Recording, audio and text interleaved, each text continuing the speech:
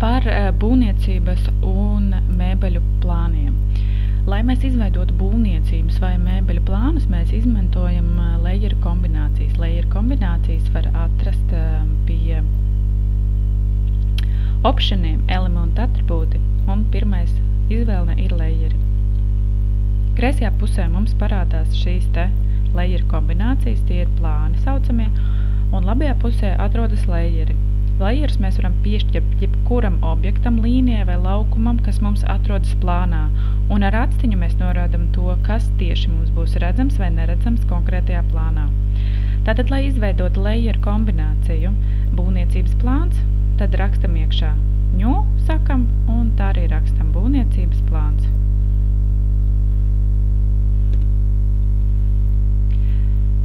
Es bieži vien lieku priekšā nulli.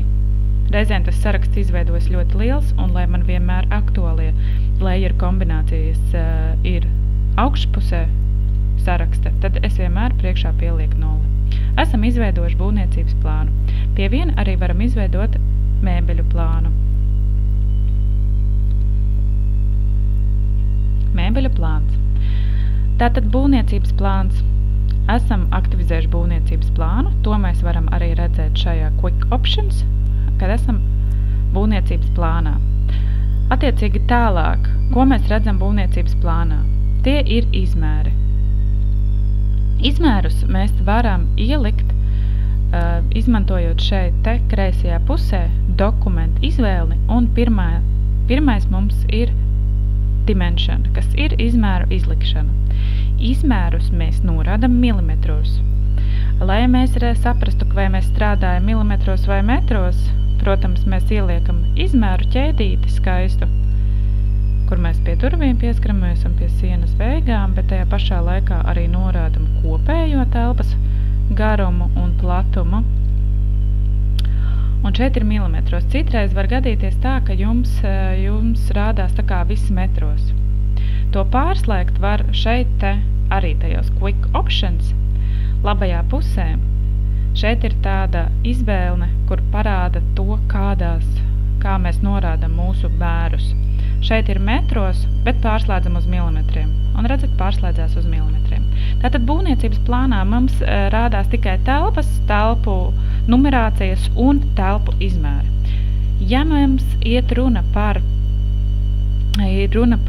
mēbelēm, mēbeļu plānu, tad attiecīgi ievietojot mēbeles objektus, piemēram, es ielikšu vienu objektiņu iekšā, un mums šeit ir mēbelīte.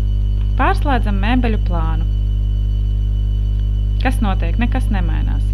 Tātad ejam uz mūsu layeru kombinācijām, un no būvniecības plāna izslēdzam ārā interjeru furnitūras. Vienmēr ir jāpaskatās zem kāda layerīša mums tas atrodas. Izslēdzam ārā lai abās pusēs atstiņa ir izslēgta. Tas nozīmē to, ka mums šis te objekts ir izslēgts ārā. Pasakam OK, un redziet, mēbele pazūd. Tajā pašā laikā no mēbeļu plāna mums vajadzētu izslēgt ārā izmērus, kas attiecas uz telpu. Izmēri, kas attiecas uz telpu, atrodas zem layeru kombinācijas Dimension General. Tad izslēdzam ārā. Pasakam OK, un mēs esam layeru kombinācijā mēbeļu plāns, kur mums parādās tikai mēbeles. Ja mums ir vajadzība izveidot kaut kādus izmērus, kas mums ir vajadzīgi mēbelē, tad, kad mēs izvēlamies mēbelēm izmēru piešķirt, redzat, šeit te layers ir izslēgts ārā. Tātad mums ir jāizvēlās cits vai arī jāizveido sev jauns. Varam izmantot detail. Ieliekam iekšā, piemēram, mēbelē, kaut kādus vajadzīgos izmērus. Un tajā pašā laikā mēs no būvniecības plāna izslēdzam ārā Dimension Detail, jo tas attiecas mums uz mēbelēm. Ja mums vajag izveidot jaunu, kas nav kaut kur citur, šeit vienkārši pasakam, piemēram, mums vajag mēbeles. Mēbeles. Pasakam OK, izslēdzam ārā viņu no tā, kurā mums viņu nevajag, bet ieslēdzam iekšā tajā, kurā mums viņu, piemēram, mēbeļu plānā mums vajag. Un tad attiecīgi tālāk mēs varam piešķirt šeit, piemēram, mēbeles.